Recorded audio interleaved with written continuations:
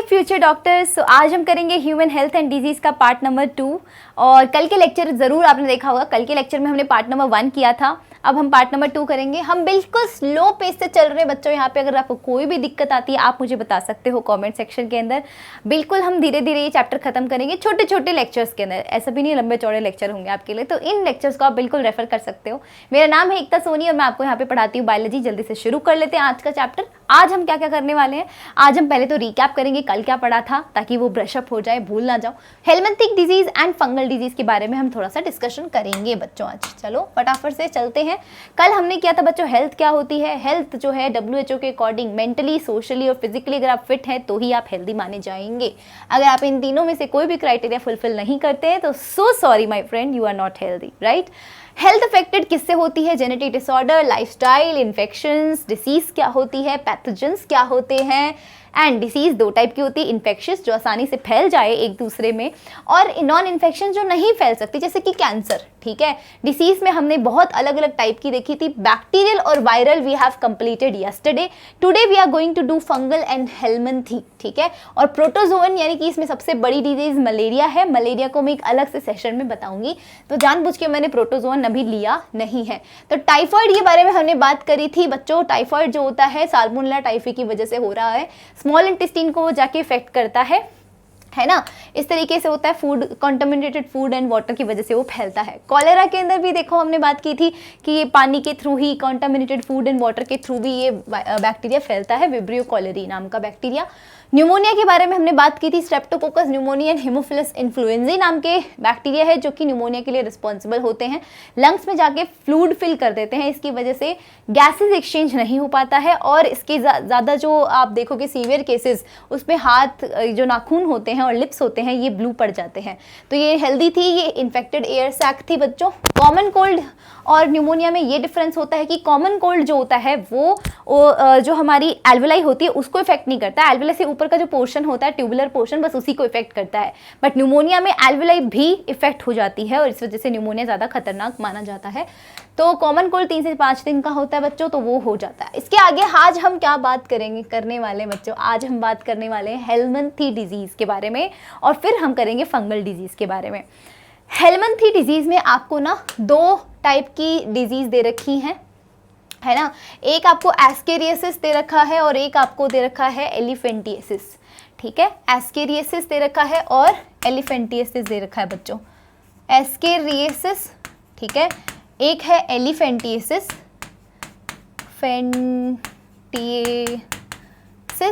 ठीक है। इसकी वजह से, इसके अलावा इन दोनों के अलावा भी हम एक और चीज़ करेंगे, वो है हमारी अमीबा की वजह से एक होने वाली डिजीज़ है, अमीबॉइड एक इन्फेक्शन है, वो भी हम बात करेंगे उसके बारे में, ठीक है बच्चों। तो हम एस्केरियासिस के बारे में बात करते हैं। सबसे पहली चीज़, एस्केरिस जो होता है बच्चों एक हेलमिंथी है, अगर आपको पता हो, एस्क हेलमिंथीज में आता है, ये क्लास 11th का चैप्टर है ना, एनिमल किंगडम। वहाँ पे एस्क हेलमिंथीज में एस्केरिस का हमने एग्जाम्पल पढ़ रखा है। एस्केरिस एक्चुअली में क्या होता है, इसको हम राउंड वर्म बोलते हैं। राउंड वर्म इसलिए क्योंकि ये गोल गोल होते हैं बच्चों, ऐसे होते हैं, मतलब इनको जब हम TS काट के देखेंगे तो इनका जो स्ट्रक्चर होता है बॉडी का वो गोल दिखाई देता है, राउंड दिखाई देता है। दैट्स वाई हम बोल रहे हैं इनको राउंड वर्म, राइट। तो एस्केरिस जो है बच्चों ये और विचेरिया जो होते हैं ये कॉमन मतलब राउंड वर्म्स होते हैं। फाइलेरिया वर्म हम किसको बोलते हैं, विचेरिया को। तो इनके अंदर एक्चुअली क्या है, एस्केरिस जो है एक पैरासाइट की तरह बिहेव करता है। एस्केरिस हमारा इंटेस्टाइन में पैरासाइट की तरह बिहेव करता है, ह्यूमन बॉडी में जाएगा, ह्यूमन बॉडी की जो इंटेस्टाइन होती है उसके अंदर एज अ पैरासाइट बैठ जाएगा। पैरासाइट क्या करता है, वहाँ पर चला जाएगा, वहाँ से न्यूट्रिशन लेता रहेगा। मान लो तुमने खाना खाया और तुम्हारा खाना कहाँ डाइजेस्ट होता है, इंटेस्टाइन में। अब इंटेस्टाइन के अंदर क्या होगा, वो पैरासाइट आके बैठ जाएगा, तो तुम्हारा खाना इंटेस्टाइन के अंदर जो पैरासाइट बैठा है वो भी लेगा। जो डाइजेस्टेड फूड है, जो न्यूट्रिशन है वो भी ले रहा है पैरासाइट, तो वो भी ऐसा करेगा तो वो आपका न्यूट्रिशन ले लेगा। आपको जो न्यूट्रिशन मिलना चाहिए था वो आपको मिला नहीं, तो इस वजह से बच्चों ये होता है पैरासाइट, ठीक है। ये आपको मार नहीं रहा है बॉडी को, पर नुकसान पहुंचा रहा है ना।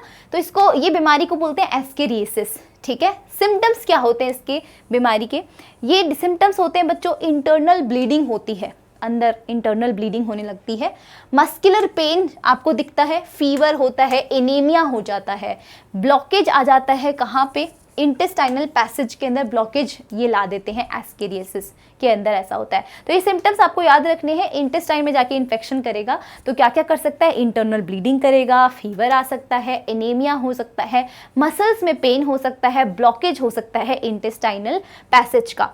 तो अभी होता क्या है ना, एस्केरियासिस की कंडीशन के अंदर, एस्केरियासिस की कंडीशन, मान लो किसी को एस्केरियासिस हो रखा है, ठीक है, ये देखो एस्केरियासिस आप देख पा रहे हैं इधर, है ना। अब किसी को एस्केरियासिस हो रखा है, कोई इन्फेक्टेड पर्सन है, तो वो इन्फेक्टेड पर्सन, मान लो ये इन्फेक्टेड पर्सन है, इसको एस्केरियासिस है, ये खुले में जाके क्या करता है, शौच करता है खुले में जाके। अब इसकी जो पॉटी आएगी, है ना, इसके अंदर क्या होगा, एस्केरियासिस की एग्स प्रेजेंट होंगे, ठीक है, जो एक्सक्रीटरी प्रोडक्ट्स होते हैं इसके, उसमें एस्केरियासिस के एग्स प्रेजेंट होते हैं। अब ये एग्स जो होते हैं बच्चों खुले में किया है ऑफ कोर्स, तो ये क्या करेगा, ये एग्स किसको जाके कॉन्टामिनेट करेंगे, फूड एंड वाटर को, है ना, फूड एंड वाटर को कॉन्टामिनेट कर देंगे ये, ठीक है। अब ये फूड एंड वाटर वापस कोई ह्यूमन बॉडी जो है वो खाएगी डेफिनेटली, तो ये क्या हो जाएगा, ये इन्फेक्शन फैलता जाएगा इन एग्स के थ्रू, ठीक है। तो ये जो चीज़ होती है, ये एग्स जो होते हैं, ये जो एक्सक्रीट किए जाते हैं, फीकल एक्सक्रीट किए जाते हैं, फीकल प्रोडक्ट्स, फीकल पार्टिकल्स जो होते हैं, किसके थ्रू, इन्फेक्टेड पर्सन के थ्रू, तो वो इस सॉइल को कॉन्टामिनेट करेगा। ये सॉइल में आए हैं फीकल पार्टिकल्स, बाहर खुले में करने से सॉइल में आए, तो ये सॉइल में आएगा, और उसी सॉइल में हम सब्जियां वगैरह उगाते हैं, पता है ना आपको, तो हमारा फूड एंड वाटर सब कुछ कॉन्टामिनेट हो जाएगा, और वही चीज़ क्या कर लेते हैं, एक एक हेल्दी पर्सन जो होता है वो उसको लेता है, और वो भी क्या हो जाता है, इन्फेक्शन का शिकार हो जाता है। तो उसको भी क्या हो जाता है बच्चों, ये वेजिटेबल्स एंड फ्रूट्स खाने की वजह से, ये contaminated water vegetable and fruit की वजह से वो हेल्दी पर्सन भी क्या हो जाएगा, एस्केरियासिस का शिकार हो जाएगा। तो इस तरीके से एस्केरियासिस फैलता है, ये हेलमिंथी फैलता है, राइट। तो हम आगे चलते हैं बच्चों, ये देखो पेट में बड़ा ही दर्द हो रहा है यहाँ पर, है ना, और ये एस्केरियासिस, ये है एकदम, ठीक है, आपका एस्केरियासिस, राइट, एकदम ऐसे। अभी कभी आप देखोगे ना इसको, अगर आप कहीं सर्च करके देखोगे, अगर आपको ज़्यादा इंटरेस्ट है, सर्च करके देखोगे तो आपको ना ऐसे लगेगा कि एकदम जैसे कोई मैगी से निकलती है, पतली मैगी से भी बहुत पतले होते हैं, बहुत पतले पतले नूडल जैसे दिखते हैं, है ना, तो बहुत पतले पतले से लगते हैं, ये गोल गोल वॉर्म्स होते हैं ये, ठीक है, राउंड वॉर्म्स, तो ये हमारे बहुत ज़्यादा करते हैं। एलिफेंटियासिस की बात करें, एक हेलमिंथी डिजीज़ है बच्चों। एलिफेंटियासिस में कौन सा हेलमिंथी, यहाँ पे वुचेरिया की बात करते हैं। वुचेरिया के अंदर ये चीज़ याद रखनी कि इसकी दो स्पीसीज़ हैं, पहला वुचेरिया ब्रैंकोफ्टाई एंड एक होता है Wuchereria malayi. Wuchereria bancrofti and Wuchereria malayi ये फाइलेरियल वर्म्स होते हैं। ये क्या करते हैं, ये करते हैं बच्चों, आपको पता है, जैसे कि मान लो मैं आपको बताती हूँ, this is your blood vessel, ठीक है, this is your blood vessel, right, ये आपकी ब्लड वेसल है। तो यहाँ पर क्या होता है, ये ब्लड से बाहर ना एक फ्लूइड निकलता है जिसका नाम होता है बच्चों लिम्फ, राइट, क्या होता है, लिम्फ होता है। तो ये ब्लड से बाहर आपका निकलेगा लिम्फ, तो लिम्फ को मैं बना देती हूँ वाइट कलर से, ये आपका लिम्फ आता है, और इस लिम्फ वेसल के अंदर ये लिम्फ आ जाता है, यहाँ पर ये फ्लूइड आ जाता है, ठीक है। अब ये फ्लूइड जो होता है लिम्फ वेसल में, जो फ्लूइड इकट्ठा है, यानी जिसको हम लिम्फ बोल रहे हैं, ये लिम्फ वापस रिटर्न कहाँ हो जाता है, हमारी ब्लड वेसल के अंदर हो जाता है। तो ऐसी कंडीशन ह्यूमन बींग्स, नॉर्मल जो ह्यूमन बींग्स होते हैं, हेल्दी ह्यूमन बींग्स होते हैं, उनमें ये चीज़ हो रही होती है कि ब्लड से एक फ्लूइड बाहर निकलता है जिसमें न्यूट्रिएंट्स होते हैं, आरबीसी वगैरह नहीं होती, कलरलेस होता है, ये कलर है रेड वाला, ये कलरलेस है, तो ये चीज़ निकलेगी, इसको हम बोलेंगे क्या, हमारा लिम्फ बोलेंगे। और ये लिम्फेटिक वेसल है हमारी, क्या है, लिम्फेटिक वेसल, राइट। तो इस लिम्फेटिक वेसल के अंदर ये आ तो गया है, अब यहाँ से निकल के वापस return back to the blood vessel चला जाएगा, ब्लड के अंदर चला जाएगा ये। अब ब्लड में जाने के बाद में ये तो होता है नॉर्मल कंडीशन, लेकिन जब किसी को एलिफेंटियासिस होता है तो उसमें क्या होता है, ये जो वर्म होता है ना, वर्म, वुचेरिया की जो बात कर रहे हैं, ये वर्म क्या करता है, इन लिम्फेटिक वेसल्स में, ये लिम्फेटिक वेसल जो लोअर अब्डोमेन की लिम्फेटिक वेसल्स होती है, जो लार्ज लिम्फेटिक वेसल्स होती हैं, वहाँ पर जाके ना ये वर्म पड़ा रह जाता है, और उसकी वजह से ब्लॉकेज लग जाता है, कहाँ पे, इस लिम्फेटिक वेसल में। तो अब ब्लॉकेज लग जाने की वजह से पता है क्या होगा, ब्लड यहाँ से ब्लड वेसल से आएगा, और ये ब्लड से जो फ्लूइड निकल रहा है, लिम्फ, वो आएगा, और लिम्फ जो है लिम्फेटिक वेसल में आएगा, पर ये लिम्फेटिक वेसल से जो वापस लिम्फ है वो वापस इस में नहीं जा पाएगा ब्लड के अंदर, ठीक है। तो वापस नहीं जा पाएगा तो क्या होगा, सारा का सारा यहाँ इकट्ठा हो जाएगा। अब यहाँ इकट्ठा हो जाएगा तो बच्चों ये लिम्फेटिक वेसल में इतना सारा फ्लूइड इकट्ठा हो जाएगा तो लिम्फेटिक वेसल क्या सूज नहीं जाएगी, स्वेलो हो जाएगी। तो क्या मैं लिख दूँ, ये लिम्फेटिक वेसल जो होती है ना बच्चों थोड़ी सी ऐसे स्वेलो हो जाती है, ठीक है, स्वॉलन हो जाती है, swollen lymphatic vessels due to blockage, right, lymphatic vessel, right। तो ये ड्यू टू ब्लॉकेज की वजह से ये थोड़ा सा फूल जाती है, स्वेलो हो जाती है ना। तो ये चीज़ हो जाती है बच्चों एलिफेंटियसिस में। तो इसलिए क्या होता है, जो लोअर एब्डोमेन के पार्ट्स होते हैं जनरली वहीं पर ये देखने को मिलता है एलिफेंटियसिस, क्योंकि ये जो वर्म होता है वो वहीं पर रहता है। इन लिम्फेटिक वेसल में बहुत सालों तक भी ये जिंदा रहता है, मैनी ईयर्स तक ये जिंदा रहता है और अपना काम करता है। तो वहाँ पर जाके इन्फ्लेमेशन कॉज करता है, ठीक है, लिम्फेटिक वेसल्स के अंदर जाके इन्फ्लेमेशन कॉज करता है। इसलिए हमें ना पैर जो होते हैं एकदम हाथी जैसे दिखने लगते हैं, पैर जो होते हैं वो कैसे दिखेंगे, हाथी जैसे। अब आपको मैं पिक्चर दिखाती हूँ, देखो ये देखो, ये आप देख पा रहे हैं, ये पैर जो है ये है शिकार किसका, एलिफेंटियसिस का। ये नॉर्मल है आपका, ये आपका देखो किस तरीके से फूला हुआ है, साइड में कितना सूजा हुआ है। तो इससे ना बहुत ज़्यादा मतलब प्रॉब्लम्स आती हैं, है ना। तो इसको हम बोलते हैं एलिफेंटियसिस। अभी ये एलिफेंटियसिस में जो वर्म है, मतलब ये जो हमारा वर्म है फाइलेरियल वर्म, ये एक्चुअली में फैल कैसे रहा है, ये होता है बच्चों मच्छर के काटने से। एक मच्छर के काटने से ना एक पर्सन से दूसरे पर्सन के अंदर फैलता है, ट्रांसमिट होता है। वो मच्छर होता है फीमेल मॉस्किटो। अब वो फीमेल मॉस्किटो कौन सी होती है, क्यूलेक्स मच्छर होता है, क्यूलेक्स मच्छर। तो क्यूलेक्स मच्छर जो है एक मच्छर है जो कि फीमेल है और फीमेल मॉस्किटो की वजह के बाइट से ये पैथोजन फैल सकता है एक से दूसरे के अंदर, ठीक है। तो इन्फ्लेमेशन कॉज करता है, क्रोनिक इन्फ्लेमेशन कॉज करता है, याद रखिएगा, लंबे टाइम तक ये इन्फ्लेमेशन होती रहती है वहाँ पे। तो फाइलेरियल वर्म जो होते हैं ये कॉज है स्लोली डेवलपिंग, धीरे धीरे डेवलप होते रहते हैं। सालों तक लिम्फेटिक वेसल में रहेंगे तो धीरे धीरे डेवलप होंगे और उसको स्वेलो कर देंगे, उसको इन्फ्लेमेशन कॉज कर देंगे, ठीक है, ऑर्गन्स का जहाँ पर भी वो रहेंगे for many years. Usually the lymphatic vessels of the lower limbs, देखो lymphatic vessel of the lower limb की बात है, and the disease is called elephantiasis और फाइलेरिसिस भी बोलते हैं हम इसको।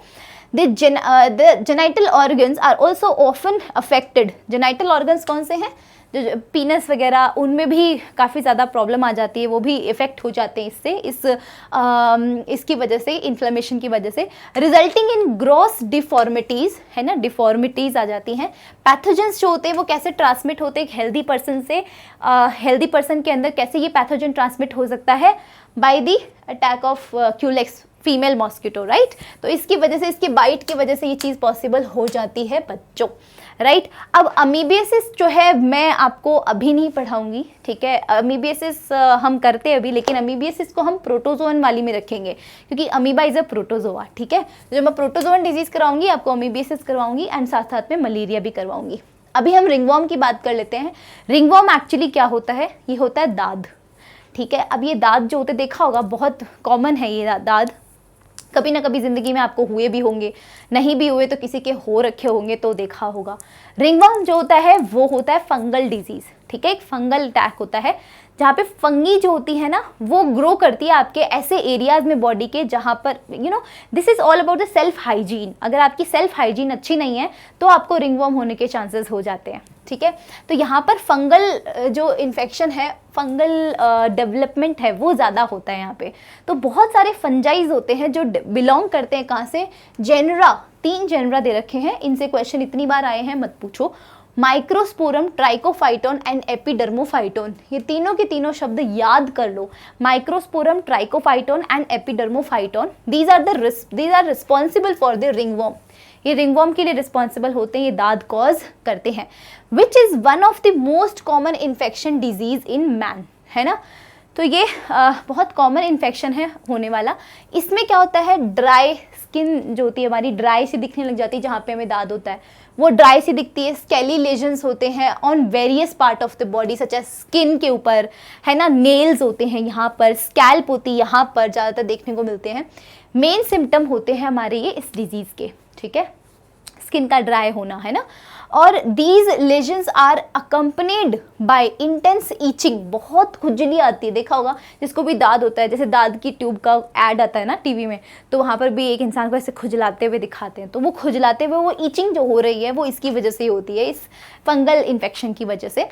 हीट एंड मॉइस्चर जो होती है, अब देखो हमारी बॉडी में मान लो आप कई दिनों से नहाए नहीं हो, अब ना नहाने से पता है क्या हो जाता है, नहीं नहाने से ना आपकी बॉडी के कुछ एरियाज़ हैं जहाँ पर क्या होता है, आपका जो पसीना होता है इतने दिनों का, और ये सब चीज़ों की वजह से ना मॉइस्चर वहाँ पे डेवलप हो जाता है, और नहीं नहाओगे तो फ्रेशनेस नहीं रहेगी, तो टेम्परेचर भी थोड़ा सा हाई रहता है बॉडी में, मतलब